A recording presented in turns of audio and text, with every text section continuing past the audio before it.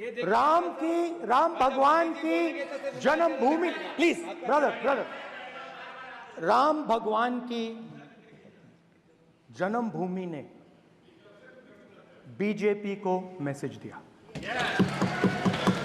और ये आपके सामने मैसेज बैठे हुए हैं। मैंने इनसे पूछा, कल कॉफी पी, इनसे मैंने पूछा बताइए, मैंने पूछा कि बताइए ये हुआ क्या। बीजेपी ने राम मंदिर का इनॉग्रेशन किया, बोलने दीजिए, राम मंदिर का इनॉग्रेशन किया। अरे भाई आप हार गए, उसको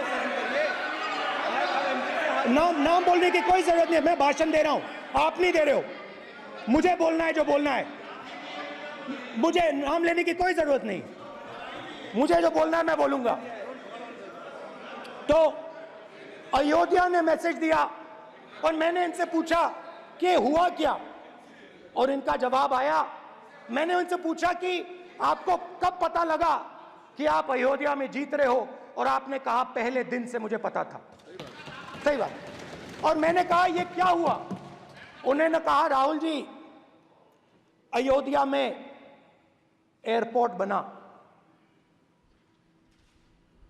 अयोध्या की जनता से जमीन छीनी गई और आज तक उन्हें मुआवजा नहीं मिला है। उन्होंने कहा, सही बात, उन्होंने कहा कि अयोध्या में जो भी छोटे छोटे दुकानदार थे, जो भी छोटी छोटी बिल्डिंग्स थी, उन सारों को तोड़कर गिरा दिया गया और उन लोगों को सड़क पर कर दिया गया। इन्होंने यह भी कहा कि अयोध्या के इनॉग्रेशन में अयोध्या की जनता को बहुत दुख हुआ, क्योंकि इनॉग्रेशन में अदानी जी थे, अंबानी जी थे, मगर अयोध्या का कोई नहीं था। और ये कारण था कि अयोध्या की जनता में, उनके दिल में नरेंद्र मोदी जी ने भय डाल दिया। उनकी जमीन ले ली, उनके घर गिरा दिए और फिर अयोध्या के गरीब लोगों को, किसानों को, मजदूरों को मंदिर के इनॉग्रेशन तक नहीं जाने दिया। मंदिर के इनॉग्रेशन छोड़ो, उसके बाहर भी नहीं जाने दिया। और इसीलिए अयोध्या की जनता ने सही मैसेज भेजा। अच्छा, इन्होंने मुझे एक और बात बोली, 3 बार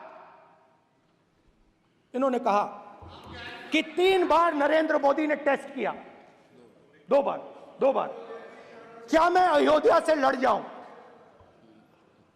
और सर्वेयर्स ने कहा अयोध्या में मत लड़ जाना, अयोध्या में मत लड़ जाना, अयोध्या की जनता हरा देगी। और इसीलिए प्रधानमंत्री वाराणसी गए और वहां बच के निकले।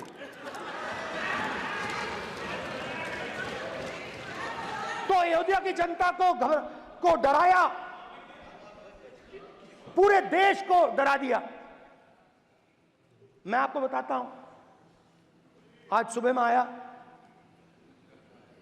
राजनाथ सिंह जी ने मुस्कुरा के मुझे नमस्ते की, और मोदी जी बैठे हैं, मुस्कुराहट नहीं, सीरियस, नमस्ते भी नहीं करते, कहीं मोदी जी ना देख लें, प्रॉब्लम हो जाएगी। वही कहानी गडकरी जी की है, सच्चाई है। अरे भाई, अयोध्या की जनता को छोड़ो, ये तो बीजेपी वालों को डराते हैं।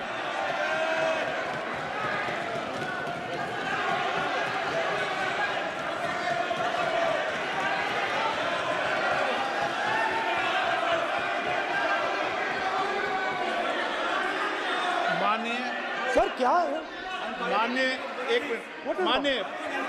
माननीय प्रतिपक्ष के नेता, एक मिनट, माननीय प्रतिपक्ष के नेता, आप सदन के वरिष्ठ नेता हैं, मेरा आपसे आग्रह है कि राष्ट्रपति अभिभाषण पर डिबेट हो रही है, इसकी गरिमा, राष्ट्रपति अभिभाषण की गरिमा रखे ना। ये तो अपेक्षा आपसे सब करते हैं कि आप राष्ट्रपति अभिभाषण पे बोले, नीतियां पे बोले, कार्यक्रमों में बोले। अब व्यक्तिगत रूप से नहीं, अगर आप ये उचित मानते हैं क्या? स्पीकर सर, ये उचित है? अगर आपकी पार्टी इसको उचित मानती है तो मुझे कुछ नहीं कहना। स्पीकर सर, माननीय अध्यक्ष जी, लोकतंत्र ने और संविधान ने मुझे सिखाया है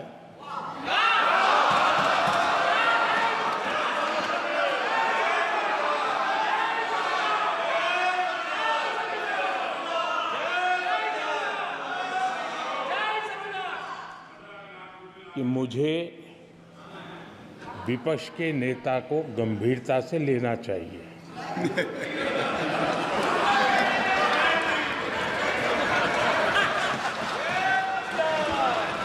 स्पीकर